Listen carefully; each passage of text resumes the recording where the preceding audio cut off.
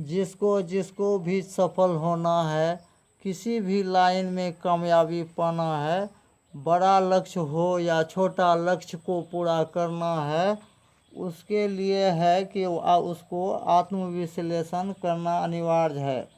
आत्मविश्लेषण का अर्थ है स्वयं को जानना, स्वयं की कमजोरियों को जानना, अपनी पराजय और सफलता हेतु उत्तरदायी स्वयं की कोशिशों का ईमानदारी से विश्लेषण करना।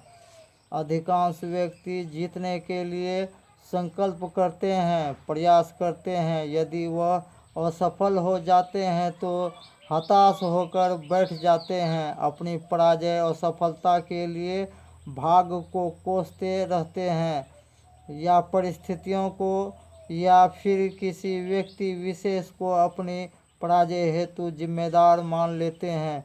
लेकिन इस पराजय हेतु वह स्वयं कितने उत्तरदायी हैं, स्वयं उन्होंने क्या गलतियां की है, स्वयं उसके द्वारा जीत के लिए की गई तैयारियों में क्या कमी रह गई, इसका आकलन, इसका विश्लेषण वह नहीं करते हैं। अपनी जीत के लिए बिना योजना बनाए किए गए प्रयास से सफलता संदिग्ध रहती है। पूर्ण लगन एवं निष्ठा के बिना किए गए प्रयास से जीत दर्ज करना नामुमकिन है।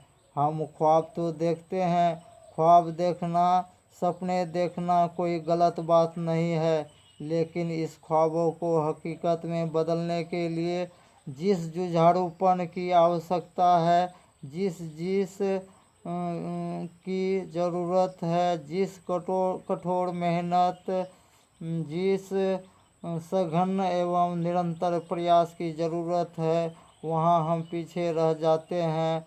उसके अतिरिक्त हम अपनी पराजय का ठीकरा दूसरे के सर पर फोड़ते हैं, अपनी असफलता के लिए किसी अन्य को जिम्मेदार ठहराना उचित समझते हैं।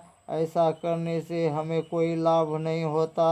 हम स्वयं के प्रति ईमानदार नहीं रहते हैं, हम स्वयं अपनी पराजय को पक्का कर लेते हैं।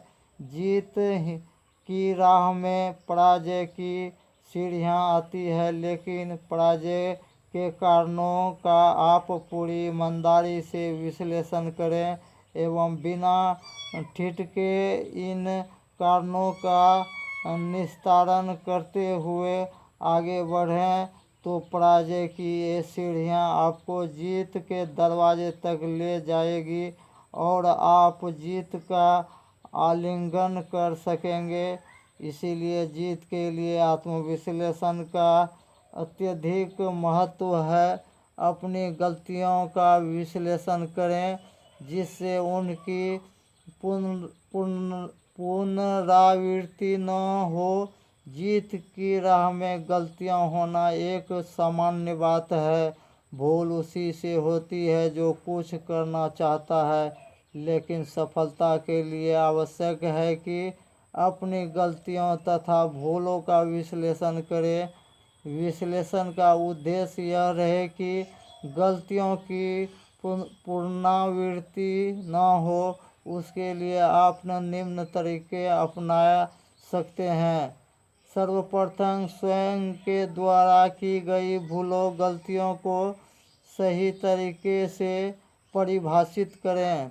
यह समझें कि आपके द्वारा की गई भूल की प्रकृति क्या है, भूल का कारण क्या है। हमारी दायदस्त बहुत कमज़ोर होती है। अंततः कुछ ऐसा तरीका ढूंढें कि स्वयं के द्वारा की गई गलतियां, भूलों को आप भुला न दें। आप एक डायरी में ऐसी गलतियों को नोट कर ले एवं उन पर बार बार गंभीरता से चिंतन करें, जिससे वे गलतियां मस्तिष्क में बनी रहे एवं वह उन्हें दोहराए नहीं। स्वयं के द्वारा की गई गलतियों, भूलों को आप पूरी ईमानदारी एवं सकारात्मक दृष्टिकोण से स्वीकार करें। अपनी असफलता हेतु अन्य किसी को जिम्मेदार ठहराने का प्रयास न करें।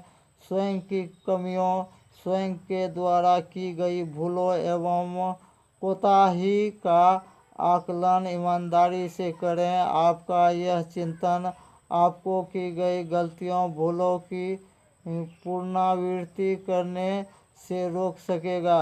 ऐसा सुप्रयास करें, स्वयं को इतना सतर्क रखें कि भूल होने ही न पाए। आप स्वयं के समाधान की अपेक्षा समस्या को पैदा ही न होने दे। आपका ऐसा प्रयास होना चाहिए कि भूल हो ही नहीं। इसका अर्थ यह है कि भूल होना कोई सामान्य बात है या भूल होने का अर्थ असफल होना है। वस्तुतः सफलता की राह में भूल या गलतियां एक सामान्य बात है। इसके प्रति आप जितने अधिक जागरूक होंगे उतनी ही इसमें कमियां आ सकेगी।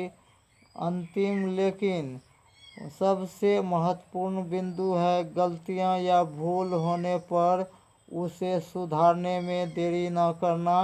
ऐसी किसी स्थिति में शुरू में पुनः प्रारंभ करने की अपेक्षा गलती को तुरंत सुधार कर आगे बढ़ना अधिक उचित होना है।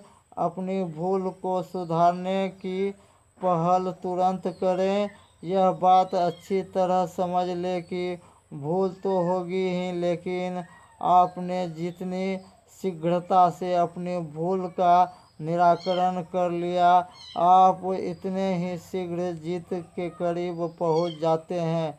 गलतियां होना, भूल होना सफलता की राह में सामान्य घटना है, लेकिन आप इस घटना से कैसे रूबरू होते हैं, कैसे निपटते हैं, इसी निर्णय को लेने की क्षमता योग्यता का 80% सफलता पर निर्भर करती है। और जिसको भी यह वीडियो अच्छी लगे और आगे ज्ञान लाभ लेना जो चाहते हैं, वह हो सके तो चैनल को सब्सक्राइब करें, लाइक करें और अधिक से अधिक शेयर करके पुण्य का भागी बने। जय सनातन, जय हिंद, जय भारत, जय महादेव।